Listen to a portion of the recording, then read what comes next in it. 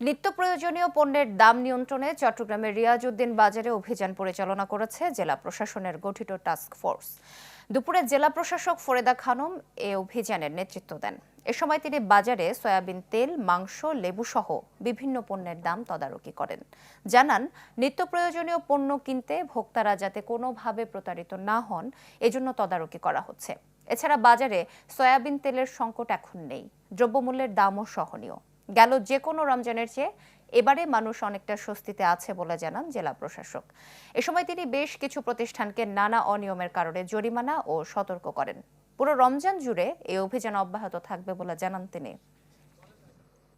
আমাদের উদ্দেশ্যটা হচ্ছে অ্যাওয়ারনেস বিল্ড আপ করা, ভোক্তা যাতে কোনোভাবে ক্ষতিগ্রস্ত না হয় এবং ভোক্তার ক্রয় ক্ষমতার ভেতরে যাতে দ্রব্যমূল্যটা থাকে।